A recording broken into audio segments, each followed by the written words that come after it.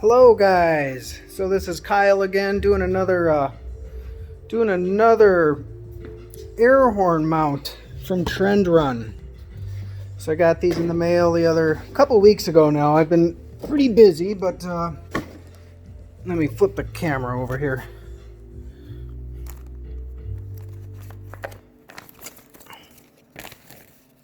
No, maybe I can't. Well, I'll do this segmented. So I got the kit from Trendrun again. It comes with 2 motors, 2 horns, and nuts. It's got the mounting kit, which I'm not even using on this one, but it doesn't really come with the relay. So again, you need to get your 40 amp fuse and a relay also. This is just the, there you go, there's the relay. And that'll show the wiring. I'll go into more detail about the wiring once we get to that point. But just right now, I wanted to capture a little video of the first section. The most important part to this is, you know, a place that it's going to mount. This is my Slingshot, Polaris Slingshot this time. It's not the Chevy Bolt. But this is where I wanted to put the horns. There's enough room on the coil there. I've even compressed the coil to make sure it doesn't hit. You know, you want to make sure it's a free space that isn't going to interfere with your turning or anything else, even with the hood shutting. So here, I'll even show you what it's like to close the hood on it. I have enough confidence to let it slam. And I can come around here up in the wheel well. There they are. Clearance is good on everything. Nothing got touched or hit. I pointed them both down at a slight angle. That way if any moisture comes in through the front, it's not going to go right into the horn. You can see it right there. So that's where I'm at with this part. I'm going to just keep adding on this video. So you'll see some breaks in this video. But I'll try to get the wiring. That's the most important part, is the mount. And then I worry about everything else, like where I'm going to pull power from, where I'm going to mount the motors, relay. The horn mount's the first important thing for clearance. So I'll get back to you on my next continuation here. Hi guys, back again. This is day 2. It's day 2 because I ran out of some connectors and the auto parts store was closed on my first video. So I don't remember where I was at from yesterday. I didn't even re-look at it, but so we got, this is the, well, I don't even know what year it is, 2017, whatever year my Slingshot is. And we're doing an install of the air horns. We got them, I put these lower ones, yeah, I remember, we had to make sure there's enough clearance through here so the coils aren't going to hit when you go through some corners. I found a good mounting spot for the motors. They're going to go, there's 2 little holes down here, one right here and one right beside it that you can probably not see. I can feel it here. Those are factory holes, so the 2 compressors are going to mount down in there. I'm going to tie up this relay that you need right into this hole that's on this subframe here, so that will hang there with the power. And my main power coming through here, the 12 volt hot, is coming from the other side. I'll show you where that's at. But I'm able to tap right in here to this horn wire. Not the black one. The black one's a ground, but the other one's going to be my signal wire that I will tap into for the relay that will actually turn the 2 motors on when you press the horn. So that will be our low voltage power going to the relay, which is literally a foot away. So that's where I mounted the air horns. You guys can mount them wherever you think is safe and going to be good. Let me come over here. I'm going to show you where I pulled the hot wire and how I fused it. So I went to the auto parts store. These are connectors for the actual motor. Just a yellow heat shrink tube. But here's the part number if you need it. I don't know why it's blurry.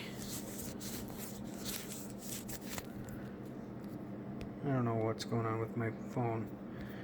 Here, let's hit this. There we go, a lot better. So here's the part number if you need it. It's 14 gauge. An air horn is not going to use a lot of amps unless you're holding the horn down for long periods of times. So I went with a fusible link. That's that part number I just showed you.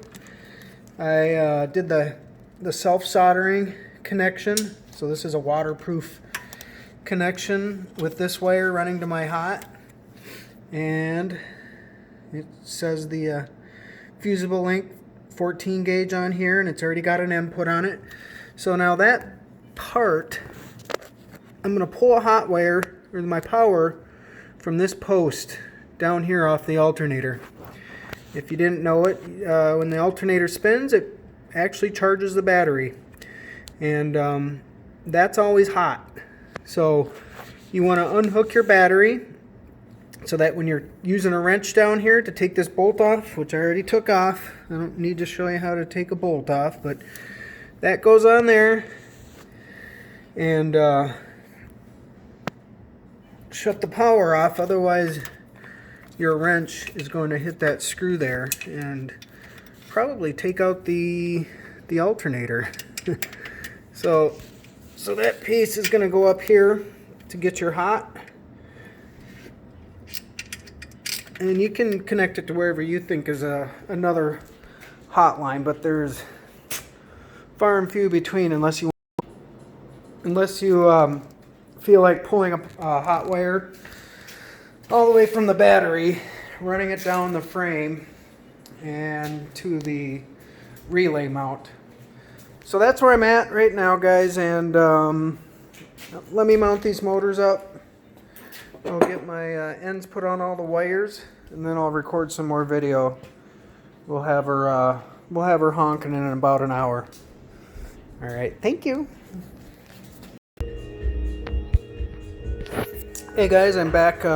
Just wanted to show you a couple things here before the final assembly. So I made a couple custom wiring harnesses. This is the ground. Yes, the wing nut's not the greatest addition, but you know, if it comes apart, that's the only weak link, but it's in there pretty good. I just didn't have any connectors to get these 10 gauge wires connected, and I don't feel like waiting another day. If it does come apart, I would either end up soldering this with a shrink wrap or something, but I think it'll be just fine. I use these in houses. I got two ends on here. These are the ground that will be going to the ground of each motor. You know, you got your even mark. So on both of my motors, they will be going to the negative. And this is my positive wiring harness I custom built. So on this ground one, you're going to loop it somewhere on the frame. It doesn't matter where, anywhere with metal. And these two will go into the negative, like I said. And now this positive one is going to go into the power side of the relay. And these two ends that are coming out of here will go to the positive side of both of these. So that's just, you know, I shrink wrapped everything. I use these are really nice. They're solderless.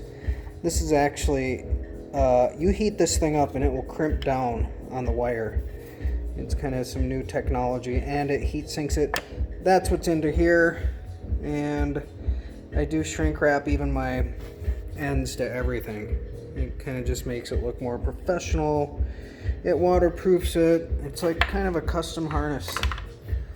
I did pull the wire from the horn, if you can see that here.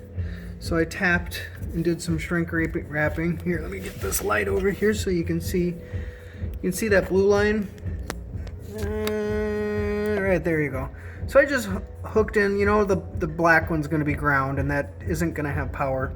So I cut and spliced into the hot wire, which is the low voltage 12 volts, going to your stock horn. I'm leaving the stock horn connected, and I have a end here that is going to go into the relay side, and that's going to give the signal wire to turn this hot line up, This is my main power coming in, the one I already showed you a little bit ago. That's going to go into the relay side and spit out the juice to turn those compressors on. So let me get these compressors mounted and wired up, and I'll give this thing a shot. Okay, bye. Okay guys, here's another quick shot down here. So I got my two, two pieces that come with the kit, the nuts that hold the compressors on to whatever you're mounting it to. These holes were already in the frame, and I think they're going to work out nicely. I just wanted to give you a before shot. I got the rubber on there too, just as a little absorber. I had some extra ones laying around from another air horn kit that I had. And that should work out nice. And here they are on this side, the two screws right there. Easy to get to, so be right back. Hey guys, I'm still going. It's been about an hour. Ran into a couple minor length of wire issues, so make sure you add extra wire when you make a wiring harness. I didn't have to redo the harness, but what I did here with the horn is you can see that signal line coming down this wire, coming to an end, and then I put those two wires to send that signal back to this horn, so this horn goes off still. Just wanted to show you a little trick there. I shrunk wrap everything, and I want to make a quick video to show you how I get all this nice wiring done, because that's kind of ugly. It looks like it could pull out. Using these shrink tubes, they're awesome. I do everything with them. Bring it to the end of that wire, just let a little bit stick out. You can use a lighter. Got a mini torch here if you wanted to use that, or my cigar lighter. But this good old-fashioned heat gun works the best. Wait about 10 seconds if you got one of these. They get red hot. And just slowly apply, let it shrink up on it. I can't touch anything here because I got the video, but you can see how they shrink. And then flip it over. Just a second. Try to get both sides when you're doing it. There we go.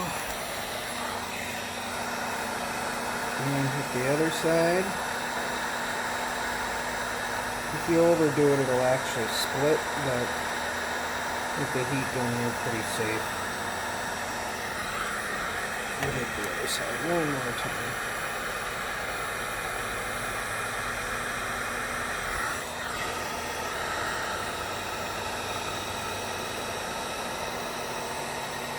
And that's it. So if you want to make it a little more professional looking and you're not going to have any pull-out issues if something breaks off, this is how all of my wiring is done. Just leave a little bit stick out. So now this wire is going to go on my relay to the signal side. My relay's already down here. And I'll be mounting it to the bolt on the radiator. But I got my hotline, my fused hotline, that's that little bit yellow marked one. I got my ground harness on both sides. And I have yet to hook this ground up on the relay also. But once I get these two wires hooked up, we're ready to hit the button. So give me 5 minutes, I'll be right back. Alright, so just got done connecting the relay up. So I wanted to show you guys, if you're looking at a relay, how that goes in. If you're looking at the pins on the bottom, number 30, that's the hot wire going in. So this is your main power 40 amp fused line. The one just to the right of that is your ground. On the opposite side is your signal in, that's coming from the horn. And this other one, the last one hookup that you need, is the actual line that goes to the power side of the compressors. The compressors are already grounded to the frame. The relay is grounded to the aluminum frame. I just put a little tap right there. And that should do it. Just wanted to show you that. Okay, kids. I would say that took 3 hours complete. You know, it should have been a little quicker. This isn't my first one I've ever done. But, so we are done. I'm going to do a recap. I have not pushed the horn button yet to test it, so hopefully that works. But I'm going to start from the beginning and just kind of go through everything and then hit the horn. So first of all, you know, I don't really totally like this, but it ain't going anywhere. I got tie wraps here and tie wraps on the front to the frame, metal pieces. It jiggles a little bit, but it ain't going anywhere. I'll look at it once in a while. This one is permanently mounted or bolted in to holes that were already in the frame, so I did not have to drill. Oh yeah, I did. Yep, sorry. These two I did drill. So I drilled those in and made sure there was enough clearance. It doesn't look like it on video here. And even if I go into a hard corner, the suspension's gonna pull up. Now jacking it up off the ground or launching off of a hill, it might hit, but that ain't gonna happen. And I'll check for wear. See if there's any marks my first 50 miles or so, but it looks a lot closer. It looks like it's running through the coil, but it's not. It's got about a 1/2 inch clearance there. I just can't get the camera behind. Compressors, they're down here. Like I said, one's a little angled and the one's below it. I plugged the wires in before I mounted them in place, and they are clear of the steering. The steering's all you know, inside that. It doesn't really move. Moves a little bit, but nothing too crazy. My split wire for the stock horn. So the stock horn is still going to go off along with the 2 trumpets. The relay I already showed you. That's one you can figure out. And then last but not least is a fused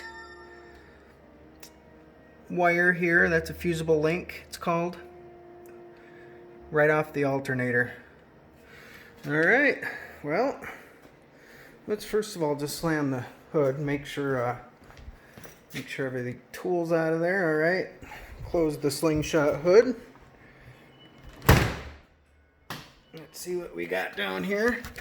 As you can see, the trumpet's just fine, doesn't hit anything. You can't really even see those unless you look down there.